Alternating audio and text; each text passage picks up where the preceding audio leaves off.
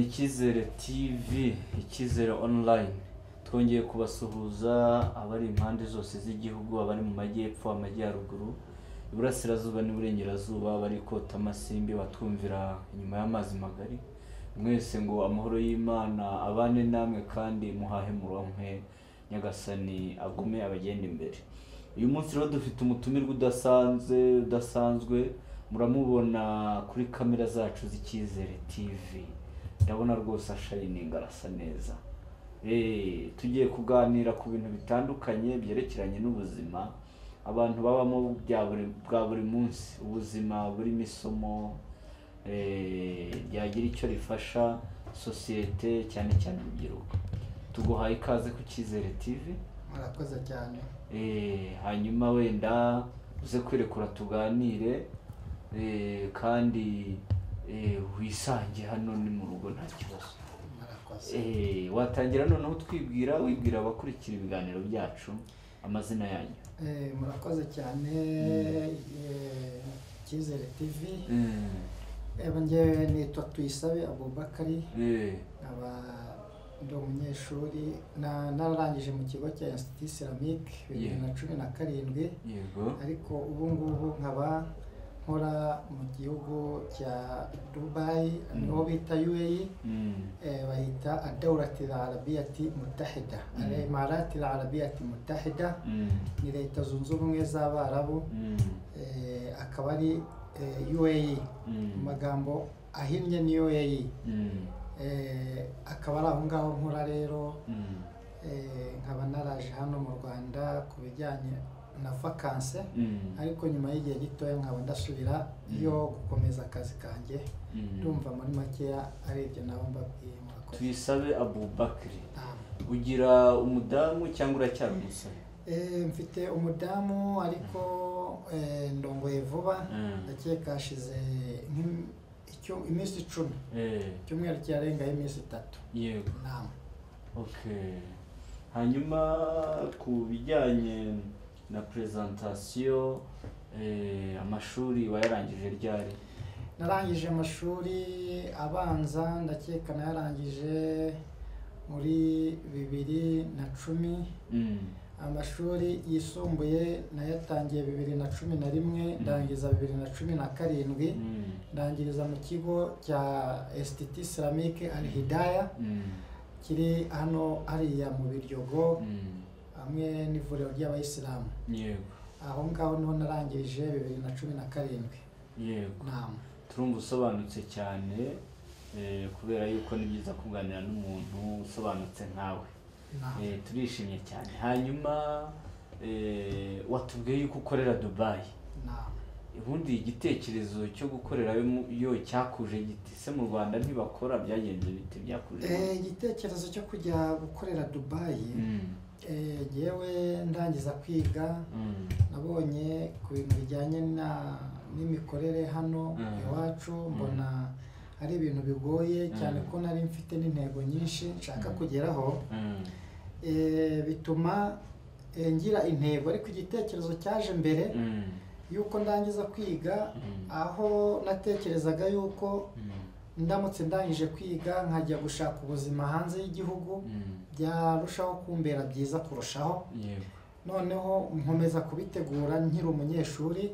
Ni nabwo natangiye kujya nsevinga udufaranga, mvuga nti utu twamfasha muri iyo sitarago ndi gutegura.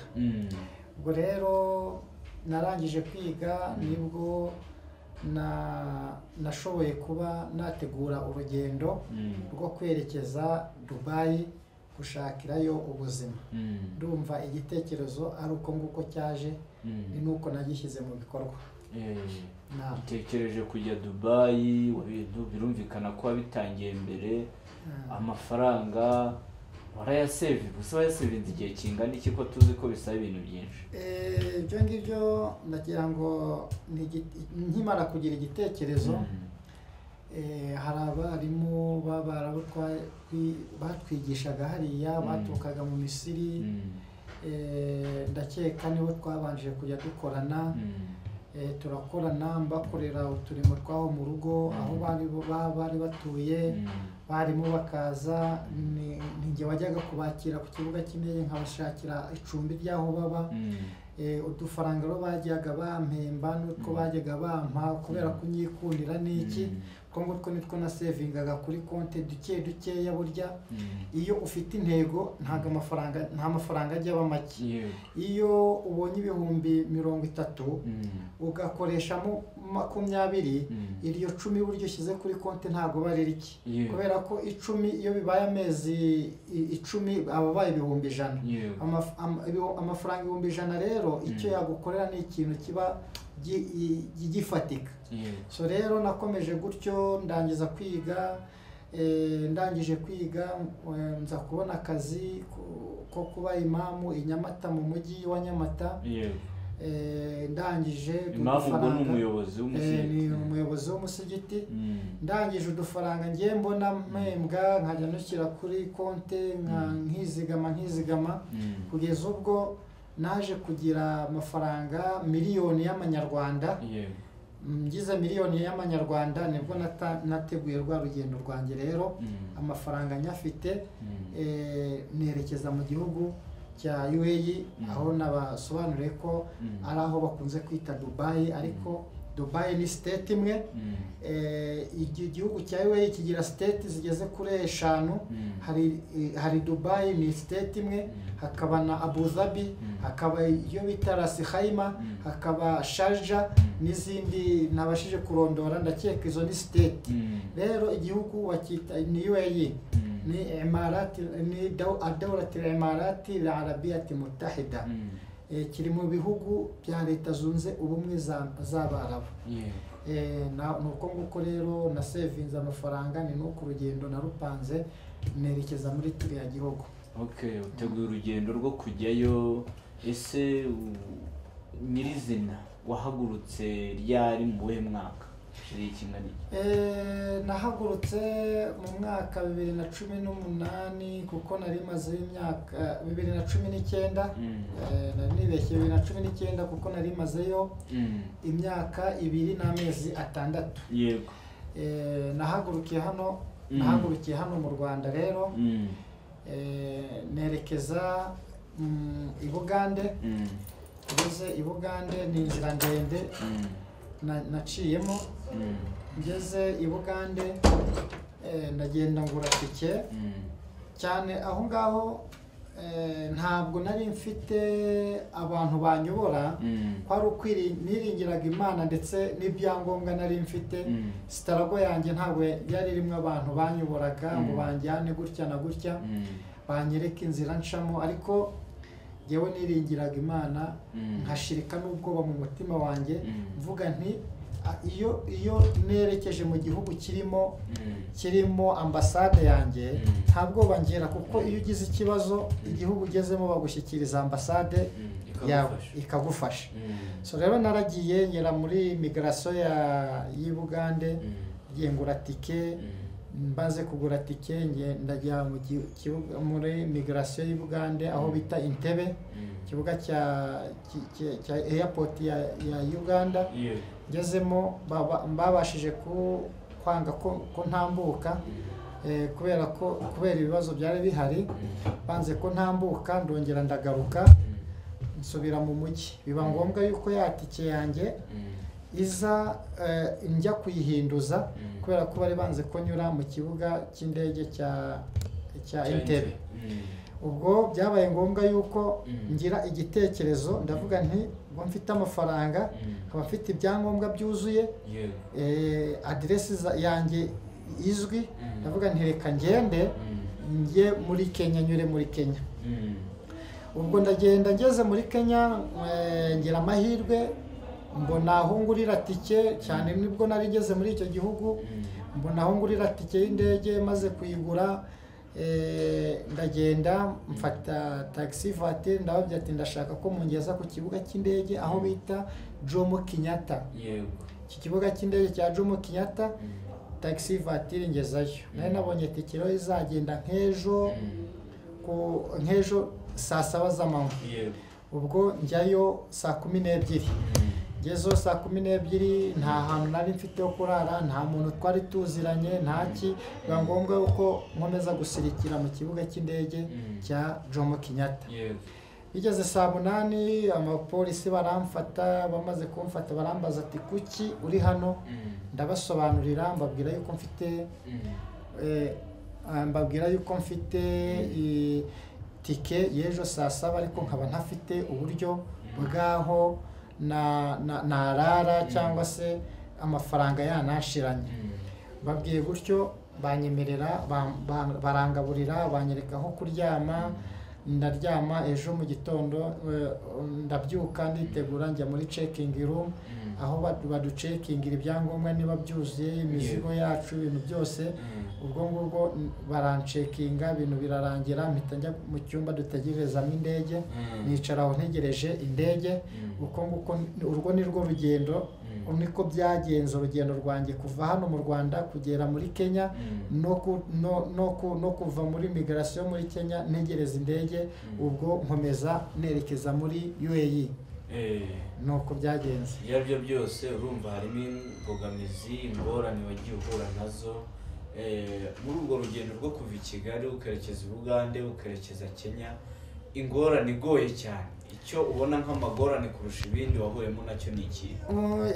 Ingorane ntago zabura, ariko burya icyo umutima ushaka uremera ukagorwa, ariko ukihangana. Ko n'Imana iravuga ngo wabashiri sabere, ngo mujye mu inkuru nziza y'ababandi bazabasha kwihangana. Kwihangana rero niyo ntwaro ya mbere ishobora gufasha umuntu, yaba umusore, yaba inkumi, yaba umugabo. Umuntu iyo afite kwihangana intsinzi ayigeraho byanga bikunze. Iyo umuntu agiye gutegura starago cyangwa se kujya gushakisha ubuzima, agomba kubanza kwihangana, kwishyiramo kwihangana cyane, kuko nicyo kintu cyamufasha cyonyine. Imbogamizi rero zarabonetse, kubera yuko imbogamizi ya mbere yabonekeye hariya muri migration y'Intebe, banze ko ntambuka ngo ngende. Imbogamizi ya kabiri yabaye urugendo rurerure ruvunanye cyane, kubera yuko njyewe mu bwonko bwanjye natekerezaga ko muri Kenya ari ahantu hafi, ariko kuva i Kampala ugera muri Kenya Nairobi twakoresheje hafi iminsi 2 n'igice, kuko yabaye nk'amajoro angahe ndakeka, yani ni iminsi 2 n'igice tugenda nazira modoka z'ukuntu zigenda zihuta cyane. Iyo nayo yabaye imbogamizi, ko twarananiwe, turananirwa kubera urugendo rurerure. Icya gatatu, imbogamizi ya gatatu, tugeze hariya muri Kenya nta muntu wanyoboraga, kugira ngo ngere aho ngura tike y'indege byabanje gusaba imbaraga nyinshi cyane, kuko hariya muri Kenya imico y'abantu baho nta muntu kwereka, nta muntu ushobora kubaza ngo nyereka iki cyangwa nyereka hanaha usibye kubanza kumwishyura. Ubwo rero nabanjije gushakisha birangora bigira gute, ariko mbasha kubona uburyo ngura tike ndagenda. Iyo nayo yari imbogamizi, ariko byarangiye neza, mbona bivuyemo neza, ngenda amahoro, ngera muri UAE amahoro, nshimira Imana. None ubundi ni iki cyatumye utabanza utanyura hano ku kibuga cy'indege?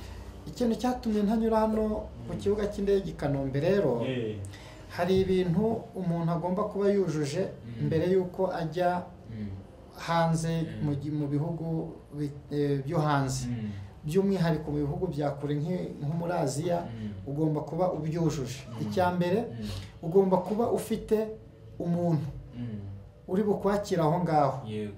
Ugomba kugaragaza umuntu uri bukwakira aho ngaho, ugatanga nimero za telefone ye, ndetse akabazwa ko afite ubushobozi bwo kukwakira. Uwo nguwo rero ntawe nari mfite. Iyo niyo mbogamizi ya mbere yatumye ntanyura hano. Imbogamizi ya kabiri, iyo ugiye hanze ugomba kuba ufite icyo ugiye gukorayo. Iyo ugiye kwiga werekana igipapuro cya kaminuza kikwemerera ko ugiye kwiga. Iyo ugiye muri business werekana wenda tini namba yuko ushobora kuba uri umu businessman. Iyo ugiye gusura werekana abo ugiye gusura n'amazina yabo na nimero za telefone zabo. Abo bose rongeye ntabo nari mfite, nari ngiye gushakisha nkuko abandi bakina Starago. Ntago rero natekereje ko ibyo bibazo nabasha kubisubiza hariya muri migration ngo ntambuke, niyo mpamvu nagize ubwoba bwo kunyurayo. Urakoze cyane Abubakar, turacyaganira. Ubwo urahagurutse wagiye, ugize amahirwe, wageze Dubai ryari nimba ubyibuka? Kandagira ku kibuga cy'indege.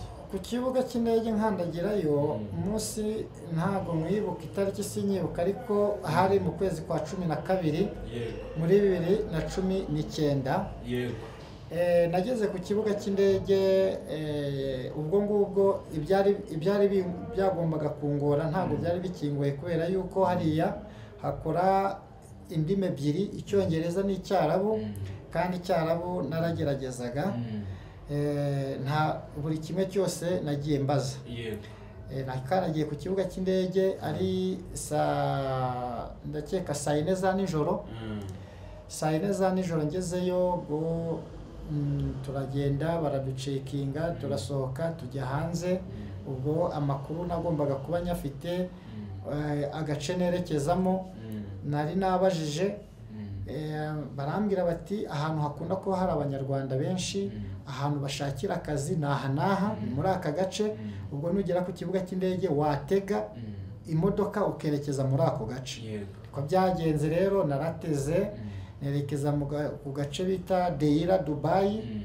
Ubwo taxi voiture ngeze aho ngaho mpura n'abanyarwanda, hari abakomisiyoneri barangurira abantu, abacuruzi ba hano i Kigali nabo muri Kongo n'abandi no mu bindi bihugu baba hari. Abo ngabo turaganira, turamenyana, nsanga n'abandi bari gushaka akazi, banyereka uburyo bashakamo akazi, banyereka buri kimwe cyose barakinyereka. Noneho nanjye nirwanaho nkoresheje icyizere nari mfite no kwihangana nari mfite. Ubwo nanjye nshaka akazi nk'abandi, kandi igihe cyarageze Imana ingirira ubuntu mbona akazi. Nuko nguko byagenze. Byumvikane ko kugeza mu gihugu bwa mbere nta muntu de special uhazi, kandi ugiye gushaka akazi ntawe uri bugufata akaboko. Byumvikane ko byakugoye bikomeye cyane, ntabwo byakugoye? Iyo ugeze mu gihugu bwa mbere nta muntu uhazi, nta muntu uri bugufata akaboko, birakugora kuko bigufata igihe kugira ngo ubone akazi. Rero njyewe byamfashe ukwezi n'iminsi 20 kugira ngo mbone akazi.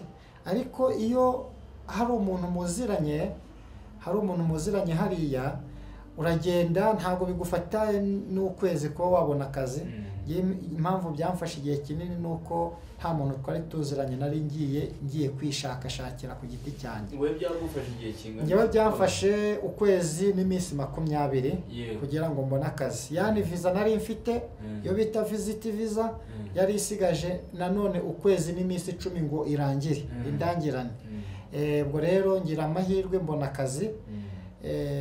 Nagezeho mu gihe kitari cyiza, harimo abakozi benshi bari gushaka akazi, Abagande, Abanya-Nigeria, abantu bo muri Ghana, Abanya-Ethiopia, Abahinde, Aba-Bangladesh. Abo ngabo bose twahuriraga mu kibuga dushaka akazi. Ubwo rero ugasanga biragoranye, ariko njyewe naje kubarusha amayeri. Aho twashakiraga akazi ni muri iyo state bita Dubai. Iyo urebye usanga abantu bose bagenda bagiye hariya gushaka akazi, bagarukira aho ngaho aho bita Dubai. Ariko usanga n'akazi kaho gahari ari gake, ariko mu yandi ma state haba harimo akazi kenshi, kandi n'abakozi barabuze ari bakeya, kubera yuko baza bakaguma ahantu hamwe, ahandi ntago baba bahari. Yewe rero narateze ndatega njya aho bita Abu Dhabi. Ndakeka ni no mu murwa mukuru, niho mu murwa mukuru wa kiriya gihugu, niho hari ingoro y'umwami wa kiriya gihugu no haba ama ambasade no haba ama ministeri yose naho ngaho noneho ngiyeyo habayo n'inganda nyinshi ngewe ngenda ku giti cyanjye ndi gushaka akazi ubwo nabonaga icyapa kigaragaza ngo hano n'uruganda hakorerwa iki narinjiraga nagera kuri reception nkababwira ko ndi gushaka akazi nta nubwo byangoye icyo gihe ngeze Abu Dhabi nagiye ahantu hatatu habiri niho nabuze akazi aha gatatu bahita bampa akazi na n'isaha nibo tugikorana alhamdulillah nta kibazo kabisa nuko nguko byagenze. Hanyuma utubwiye uburyo wagezeyo akazi uburyo wakabonye urumva yuko bisaba gushirika ubute ndetse no kwihangana mu by'ukuri. Hagati aho tukiri aho ni ihe nama mbo watanga ku rubyiruko ruguma hamwe bagategereza ko ibintu bizikora?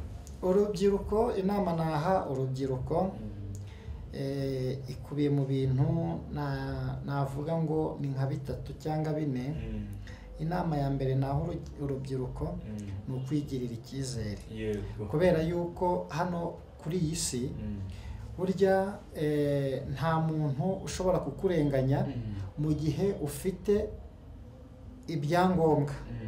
Kuvuga ngo wowe banza wiha icyizere uvuge ngo ngiye gutangira iki ngiki ku cyizere mfite mbifashijwemo n'Imana bizagenda neza. Numara kwigirira icyizere noneho ubone upange gahunda zawe. Kuvuga ngo iyo ufite icya mbere ni pasiporo, icya kabiri ni visa, icya gatatu ni icyangombwa ni tike y'indege.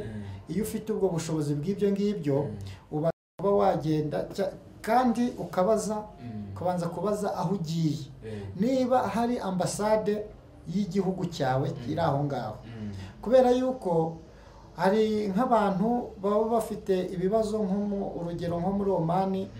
Mbere ntago Omani kira gihugu cya UAE, Saudiya n'igihugu bita Bahrain habayo ambasade yacu igihugu cyacu imwe yonyine. Ibiro byayo bikorera hari Abu Dhabi. Kuvuga ngo hari abantu bagiraga ibibazo muri Omani bakabura uburyo batabaza cyangwa batabarwa. Nubwo ubu ngubu Omani na Kuwait bihugu babishyize kuri hariya UAE iri ambasade yacu, ufite ikibazo muri Omani barakimukemurira hariya muri ambasade yacu hariya Abu Dhabi. Ariko ugomba kubanza kubaza niba igihugu ugiyemo harimo ambasade, ku buryo ushobora kugira ikibazo ukagenda muri ambasade bakagufasha. Iyo ni inama ya mbere ngira urubyiruko, kwigirira icyizere. Icya kabiri ni ukwihangana. Kwihangana ni nacyo gikuru gihatse ibindi byose. Iyo wihanganye ubasha kugera ku ntsinzi. Kubera ko nk'urugero natanga, njyewe ngera hariya nabashije gufata hoteli ku ijoro rimwe natangaga amadirihamu 40 ahwanye n'ibihumbi 10 by'amanyarwanda. Nabaye muri hoteli iminsi 10 amafaranga aranshirana. Amafaranga nshiranye nigira inama yo gusohoka muri hoteli kuko yo ngumamo bari kumfunga. Nta mafaranga nsigaranye, nta n'umuntu wo kumfasha mfite. Noneho ku giti cyanjye niko sitarago zimera, nigira inama yo gusohoka muri hoteli. Ndagenda mfite baga ntoya, indi baga nari mfite nayibikije umunyarwanda. Arambwira ati hariya kuryama ni ikibazo, ndati nta kindi nagufasha, nakubikira ino baga ukareba ukuntu bigenza. Ambikira baga yanjye ngomana baga ntoya. Noneho nkajya ngenda nkihirwa ndi gushaka akazi, bwakwira nkiryamira ku musigiti. Hariya rero kurya ntago ari ikibazo, abantu baragufasha ukarya, kurya nta kibazo. Ngiye nirwaga nshaka akazi, bwakwira nkiryamira ku musigiti. Iyo hari cyangwa se ubwo buzima nabubayemo mu gihe kingana n'ukwezi kose. nyuma y'ukwezi nibwo Imana yaje kumfasha mbona akazi. Aho rero wifashisha kwihangana. Utihangana ntabwo ushobora kujya nka hariya ngo ugire icyo ubona. Ikindi iyo umuntu atihangana agira nka hariya akagira gute, agahita acika intege, akavuga ati ubu buzima ni bubi, ubu byo nari mbayemo ntabwo bihwanye n'ibi ngibi, ariko iyo birangiye ubasha kugira gute, ubasha kubona intsinzi y'ibyo ngibyo. Inama ya gatatu rero ngira urubyiruko ni ukwirinda gucagura akazi. Kubera yuko iyo urebye nko mwakiriya gihugu ntabwo akazi kabuze, ariko hari abantu bajyayo bakagaruka badakoze. Kubera iki?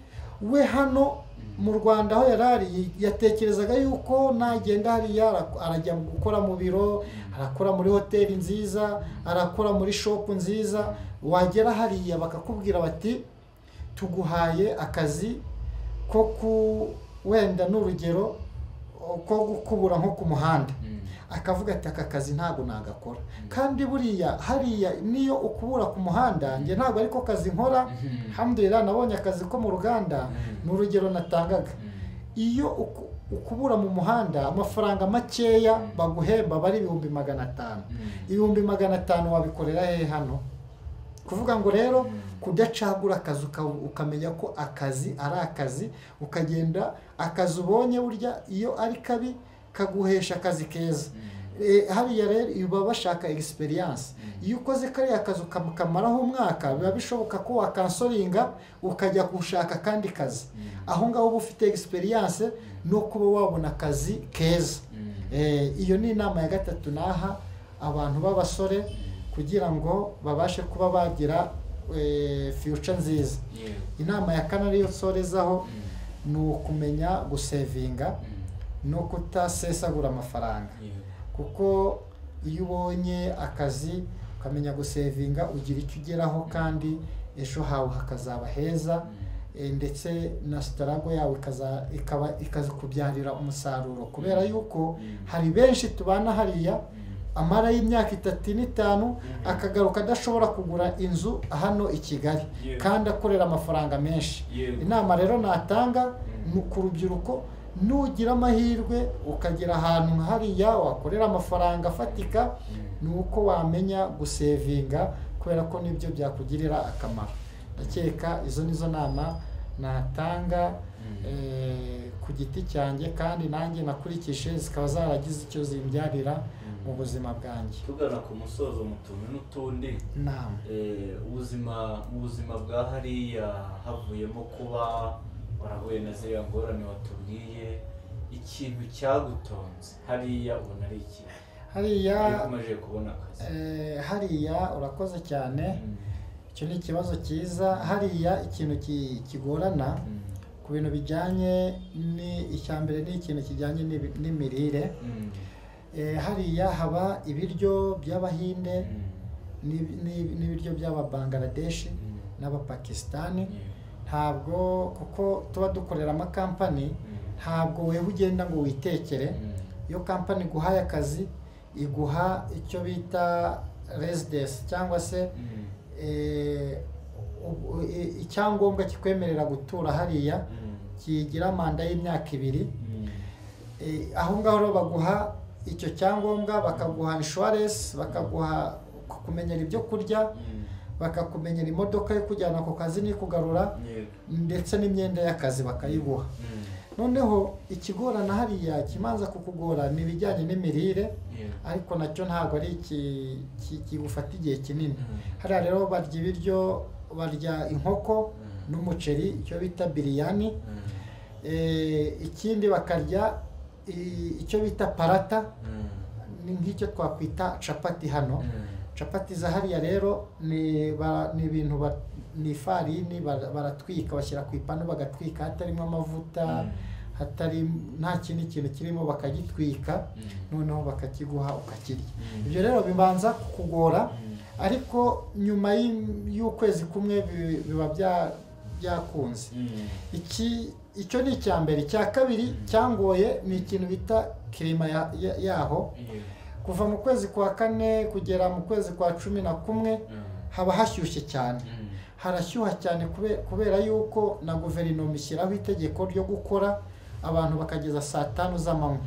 Saa 5 z'amanywa akazi kagahagarara, abantu bakajya mu mazu yabo, nta muntu wemererwa kugenda hanze kereka iyo ari mu modoka irimo icyo bita mukayifu, navuga ko ari nka za climatiseur. Abandi baba bari mu mazu haba harimo iyo mikayifati myinshi izana ubukonje bwinshi kugira ngo abantu batagira ikibazo. Naho iyo usohotse hanze aba umeze ni nk'umuriro uri kwaka, kuko bigera kuri dogere 60 y'ubushyuhe, aba ari ubushyuhe bwinshi cyane. Ubwo rero iyo hali ituruka mu kwezi kwa kane mu mpera zako kugera mu kwezi kwa 11, abantu bakora kugeza saa 5 bagafunga akazi kubera ubushyuhe bwinshi. Ariko nyuma yaho ngaho, nyuma y'ukwezi kwa 11 haza kirima nziza, ubukonje butari bwinshi cyane. Nanone kuva mu kwa 11 kugera mu kwa 4 bakongera bagatangira umunsi y'ubushyuhe. Nuko nguko nibyo ngibyo bibiri bigoye, ariko akazi nta kigoye kirimo. N'ibijyanye n'imibereho ntabwo bigoye, ibigoye hariya ni ibijyanye n'imirire ndetse na kirima yaho. Hari abantu bavuga ko iyo ugiye mu Barabu cyane cyane uri umwirabura bagukandamiza, we ntabwo byigeze bikubaho? Hariya rero haba ikintu cyose kigendera ku mategeko, kigendera ku mategeko. Buri kintu cyose bagikoreye itegeko rikigenga. Kuvuga ngo hariya umuntu ni umuntu, ntabwo umuntu afatwa uko abonye. Wenda bishobora kuba mu bindi bihugu by'Abarabu, ariko kira gihugu kuko kigendwa n'abantu benshi gifite amategeko akigenga. Nukuvuga ngo iyo urenze ku itegeko baraguhana batitaye ngo uri umwarabu, uri umwirabura, uri umunyafurika, uri mu Bangladesh, aho waba uturuka hose ugomba kugendera kuri kanuni za hariya, ku mategeko ya hariya. Kuvuga ngo iyo urenze ku itegeko riraguhana, baraguhana. Hariya rero ku bijyanye no kuvangura uruhu usanga bitahari cyane, ariko nanone ntabwo bavuga ngo ntibihari, kubera yuko haba nk'abantu muba mubana, ashobora kukubona akavuga ati umwirabura ateye ukuntu n'iki, abirabura ntabwo ari beza gutya na gutya, akabikubwira, ariko bitakujyana mu mategeko. Kubera yuko ugiye mu mategeko uyu nguyu bamuhana. Ibyo rero bitagize icyo bigutwaye, wowe icyo ufokasingaho ni intego yakujyanye.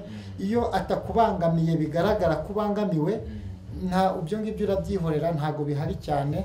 Ntabwo navuga ngo habivangura cyane, kubera yuko hari amategeko ashobora guhana umuntu wagaragarwaho n'iryo kosa.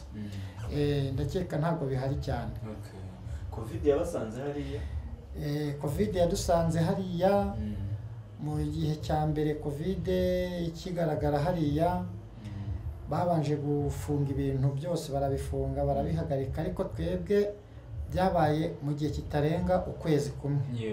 Nibwo bahagaritse ingendo, bahagarika amagare ya moshi, bahagarika akazi, bahagarika ibintu byose, amaduka barafunga n'imisigiti, ariko ntabwo byarenze ukwezi kumwe.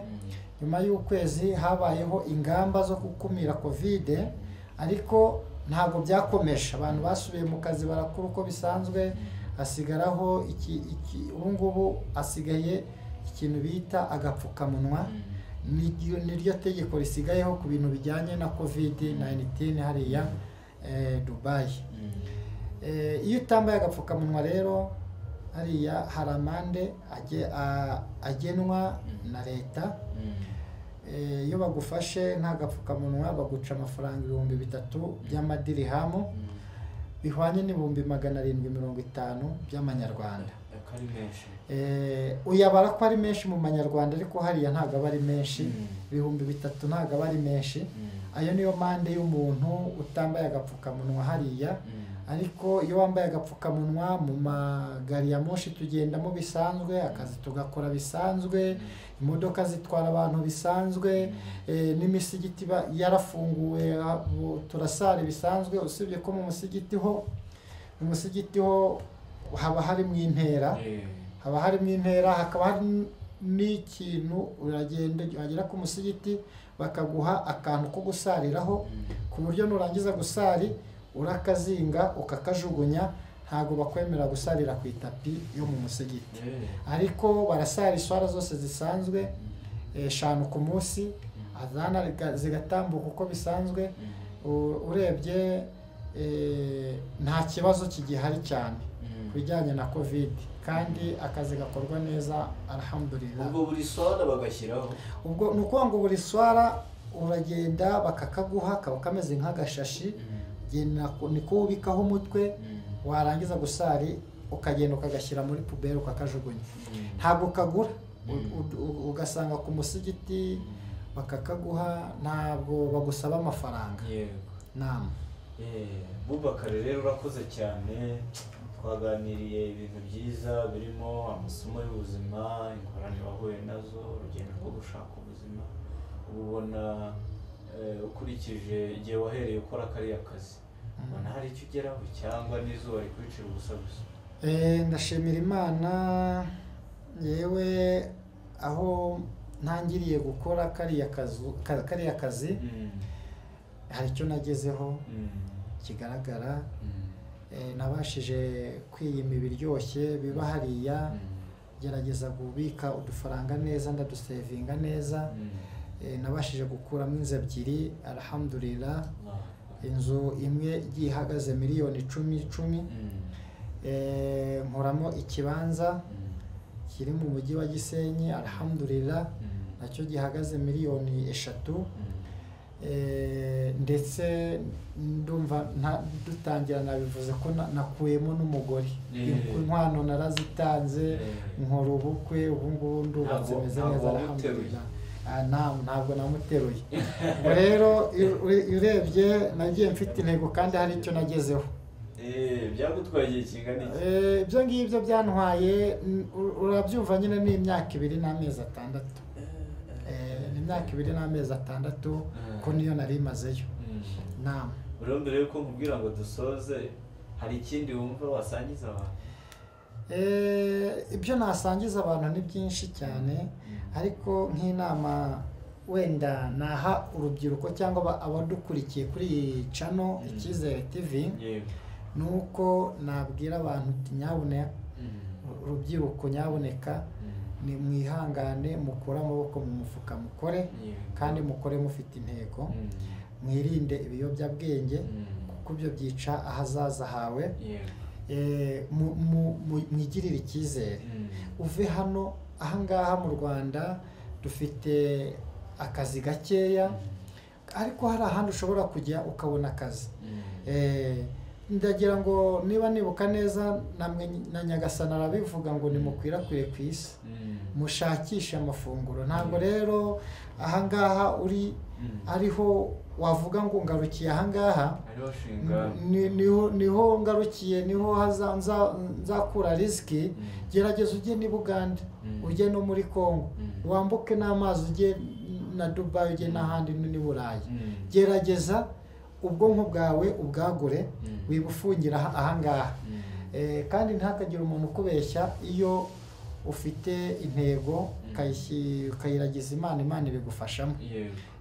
Iyo niyo nama naho urubyiruko nyabuna, ni mwagura ubwonko mubukure hano, kubera ko ndakeka n'abanyeshuri benshi twiganye barabizi. Ntabwo njye nari umuntu uhambaye watekerezaga ibintu byinshi kurusha abandi, nta nubwo nari mfite ubwenge bwinshi kurusha abandi, ariko nabashije kwagura ubwonko ndatekereza, ndavuga nti ngewe mvuye hano mu Rwanda nkajya ahandi bishobora gukunda, kandi nagezeyo byarakunze alhamdulillah, ndashimira Imana. Nama icyo nicyo nasangiza abandi, urubyiruko n'abadukurikiye, mbagira niyo nama. Murakoze cyane. Hanyuma mbere yuko wenda dusoza, hari experience waravanye mu kazi ukora, ubundi ukora iki? Ni experience wakuyemo? ubundi twebwe njyewe uruganda nkoramo navuga hariya tubyita kampani nkoramo ni kampani itunganya peteroli. Iyo kampani niyo nkoramo, vuga ngo hari aho bayicukura mu butayu, noneho hakaba naho bayitunganyiriza. Niyo kampani nkoramo bayita ADNOC. Ni kampani ya government ngira ngo. Ubwo rero icyo nungukiye muri ako kazi, cyane cyane nkunze gukoresha imodoka. Nagize experience yo gutwara imodoka kubera ko ariyo nkoresha cyane. N'uburyo babikoramo bijyanye no gutunganya iyo peteroli, yani uburyo ibyuma byaho bikora bibona ku buryo n'ahandi najya nabasha gukora kandi kazi kaho ngaho kandi nkabasha kugakora neza kubera yuko mbibona uko babikora kandi mbizi. Rero ngewe icyo nkora mwaho ngaho hari utumodoka dutoya duhari turiho amatanke bashyiramo peteroli tukajya kumena mu tanke nini. Ntabwo ari uburyo bwo gukoresha imashini aho ngaho cyangwa ikingiye nkoresha ku kamodoka. Niko maze iyo myaka rero nkoresha. Akazi keza. Alhamdulillah. Rero ndumva wenda twasoza tugasaba Nyagasani ngo agumye akwagurire imiryango y'amafunguro, ashyiremo umugisha. Ndumva kandi turishimye kuba witabira ubutumire bwacu. Hari byinshi usangije urubyiruko bizagira abantu akamaro. Nyagasani agumye kugenda imbere kandi wakoze. Namwe murakoze cyane abanyamakuru b'Icyizere TV. Murakoze ku mwanya mu mpaye ndetse no kuri izi nyigisho. Nazita inyigisho duhaye urubyiruko zo gutinyura nafsi zabo kugira ngo bagerageze bashakishe gutinyuka kubera yuko burya kuri iyi si no gushakisha, udashakishije ubaho nabi. Kandi nanone ukiringira Imana, uko ibintu bitari mu Imana ntaho byakugeza. Murakoze cyane rero ndabashimiye. Imana ibaha umugisha. Urakoze cyane. Ni Icyizere TV. Ciao ciao. Subscribe, share and comment. Nakagaruka. Ciao ciao.